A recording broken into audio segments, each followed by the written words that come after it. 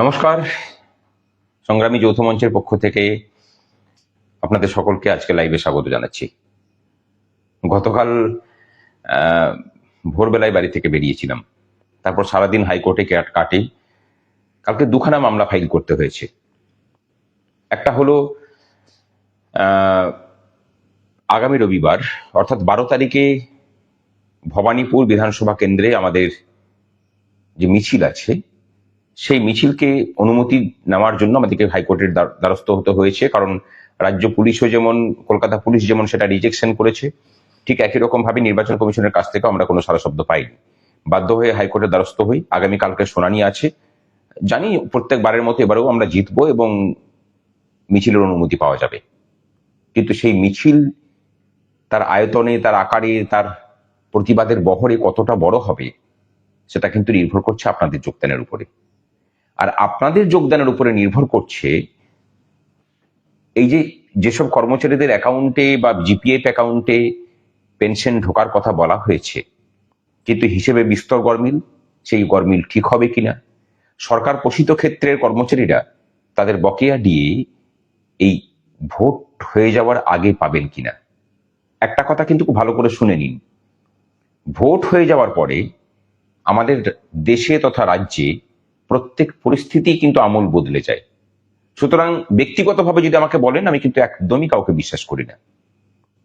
যা কিছু করার, যখন এই রাজনৈতিক ব্যক্তিত্বরা এবং দলগুলো যখন অসুবিধায় থাকে, তখনই তাদের কাছ থেকে দাবি আদায় করার সেরা সময়। গতকালকে আমরা আরো একটা মামলা করেছি।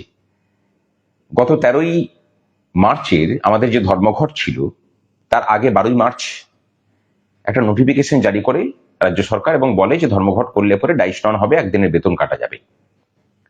আমরা সেটাকে লিগালি চ্যালেঞ্জ করেছি গতকালকে।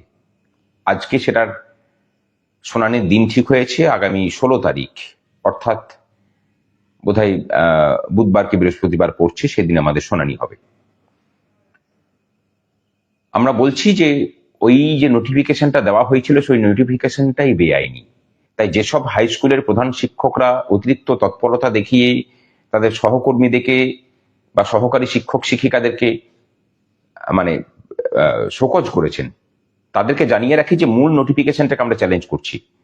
সুতরাং যদি কারো বেতন কেটে থাকেন, সেই বেতন কিন্তু ফেরত দেওয়ার জন্য যেন মানসিকভাবে তৈরি থাকবেন, না হলে আপনাদেরকেও কিন্তু আমরা কোর্টে টেনে নিয়ে আসবো। এ কথা আমরা আগে বলেছিলাম। আমরা যা বলি কথা কিন্তু তাই রাখি। এরপরে আসি যে অনেকে জিজ্ঞাসা করেন যে সংগ্রামী যৌথ মঞ্চ এতদিন থেকে কি করলো, সরকার তো এমনিই দিচ্ছে। এটা অনুপ্রাণিত কর্মচারীদের বিষয়।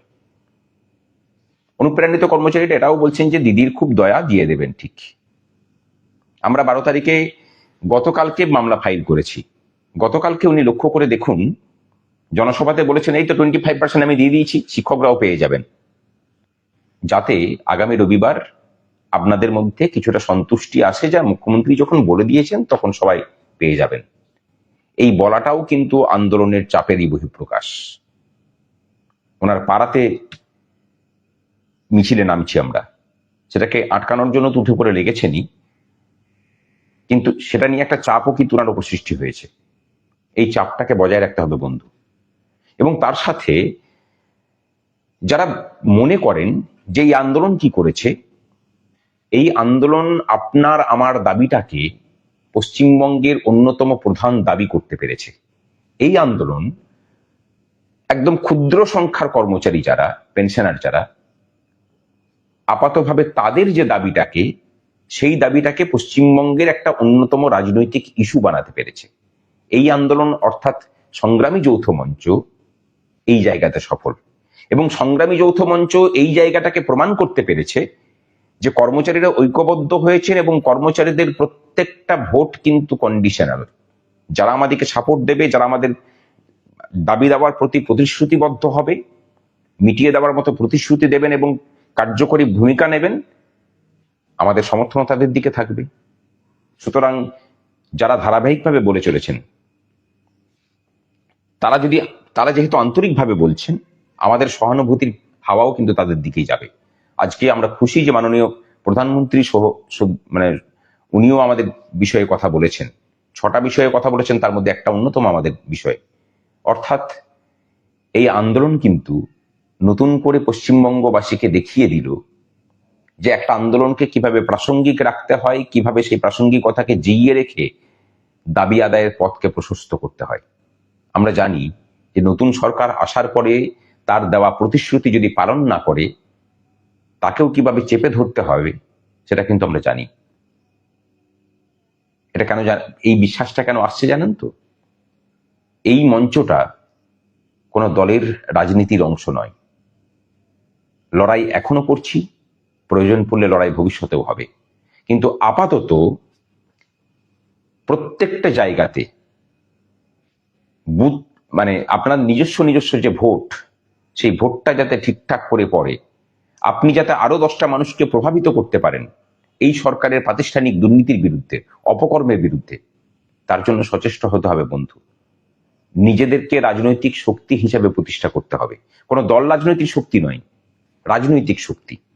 যে প্রতিষ্ঠান আমার অধিকারের সাথে ছেলেখেলা করবে, আমরা রাজনৈতিকগতভাবে সেই প্রতিষ্ঠানকে বুঝে নেব।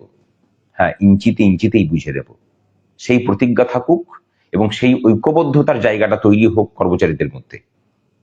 আসুন সকলে হাত ধরাধরি করি। গতকালকে ওটা হওয়ার পরে আমরা হাইকোর্ট থেকে মঞ্চে যাই। মঞ্চে গতকালকে দুটো সংগঠন এসে পরে সংগ্রামী যৌথ মঞ্চের মধ্যে যুক্ত হয়। একটা হচ্ছে all Bengal college workers association, college employees association এবং স্যাক্টের একটা সংগঠন, তারা যুক্ত হয়েছেন। সংগ্রামী যৌথ মঞ্চ প্রতি মুহূর্তে তারা মানে পরিসরে বাড়ছে, ময়দানটা আমাদের সবসময় বড় হচ্ছে। আগামী 12 তারিখে এক বৃহত্তর লড়াই আমরা দেখাবো। আর আবার বলি, প্রত্যেকটা ভোট কিন্তু মূল্যবান। চেষ্টা করুন রাজনীতিগতভাবেই এই সরকারটাকে বুঝে নেওয়ার। এরা যদি ফিরে আসে, আবার বলছি, যদি ফিরে আসে, আপনার আমার পেনশনটা, বেতনটাও কিন্তু বন্ধ হবে। তাই ফিরে আসতে যাতে না পারে তার জন্য যা যা কিছু করার সর্বশক্তি দিয়ে সেই করার প্রচেষ্টা করুন। আজকে এটুকুই। আবার পরের দিন অন্য কোনো প্রতিজ্ঞা নিয়ে আবার আসবো। আজকেই সকালবেলায় ওখান থেকে রাত কাটিয়ে এসে স্কুল করে সারাদিন প্রায় স্নান করাও হয়নি, একটু দুঃখ সুখ লাগছে হয়তো। কেউ ভাববে না যে আমি অসুস্থ, আমি একদম সুস্থ আছি। তারপরে সারাদিন বিভিন্ন প্রোগ্রাম করার পরে এই বাড়িতে ঢুকেই আবার লাইভে এসছি আপনাদের সামনে। তার মাঝখানে আমাদের এখানে আদিবাসীরা লড়াই চালাচ্ছেন, সেই লড়াইয়ের সাথে হয়েছিলেন আজকে উত্তরপ্রদেশের কর্মচারী ইউনিয়ন, মানে ওখানে যারা সংগ্রামী যৌথ মঞ্চ, সংযুক্ত যৌথ মঞ্চ, তাদের যিনি উত্তরপ্রদেশের প্রধান সম্পাদক হরিকিশোর তিওয়ারি, তিনি এসেছেন, তার সাথে কথা হচ্ছিল। অন্যদিন সেসব কথা আপনাদের সাথে শেয়ার করব সমস্ত কিছু নিয়ে। আজ এটুকুই। ভালো থাকুন, সাথে থাকুন, লড়াইয়ের ময়দানে থাকুন। দেখা হচ্ছে রবিবার।